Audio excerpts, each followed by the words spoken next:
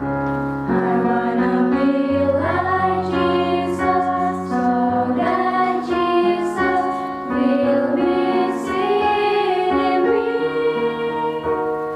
Father, help me be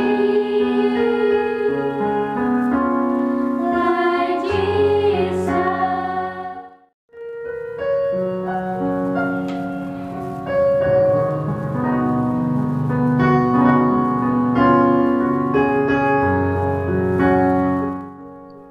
Selamat pagi anak-anak. Puji Tuhan, berjumpa kembali di hari ini. Tetap sehat dan bersemangat di hari yang baru ini. Sebelum memulai aktivitas hari ini, mari kita mengikuti renungan firman Tuhan pada pagi hari ini yang diambil dari buku Yesus adalah teman terbaik dan setia yang ditulis oleh Pendeta Marolop Sagala. Judul renungan firman Tuhan pada pagi hari ini adalah Pohon Ara yang Tidak Berbuah. Sebelum kita lanjutkan, mari kita awali dengan doa. Terima kasih Tuhan Yesus untuk hari yang baru ini. Sekarang kami siap untuk mendengar firman-Mu. Kiranya Roh Kudus-Mu hadir bersama kami. Terima kasih Tuhan Yesus. Amin. Ayat renungan firman Tuhan pada pagi hari ini diambil dari kitab Matius pasal 21 ayat 19. Dekat jalan, ia melihat pohon ara, lalu pergi ke situ. Tetapi ia tidak mendapat apa-apa pada pohon itu, selain daun-daun saja. Katanya kepada pohon itu, "Engkau tidak akan berbuah lagi selama-lamanya." Dan seketika itu juga keringlah pohon ara itu. Anak-anak, setelah Yesus diarak sebagai raja yang duduk di atas keledai memasuki kota Yerusalem, pada sorenya dia dan murid-muridnya kembali ke Betania. Betania dan Yerusalem tidak jauh. Pada keesokan harinya, sesudah Yesus dan ke-12 muridnya meninggalkan Betania, Yesus merasa lapar. Markus 11 ayat 12. Waktu itu adalah pagi-pagi hari dalam perjalanannya kembali ke kota Yerusalem. Matius 21 ayat 18. Yesus lapar.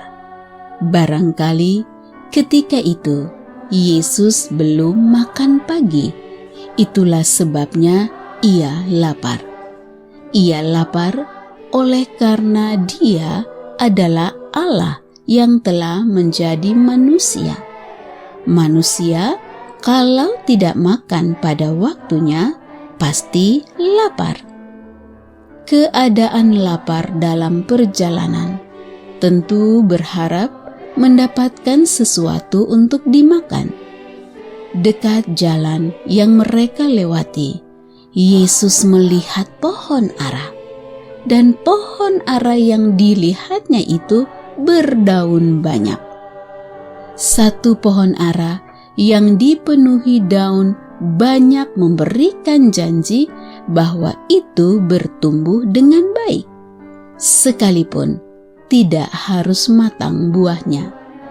Di sisi lain, pohon yang tidak berdaun, sebagaimana pohon-pohon lainnya di mana anggrek ada, tidak membangkitkan pengharapan yang palsu bahwa buah akan ditemukan pada mereka.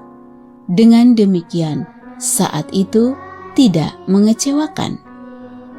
Ternyata, ketika Yesus melihat pohon ara di dekat jalan itu, banyak daunnya, tetapi ia tidak mendapat apa-apa pada pohon itu selain daun-daunnya saja.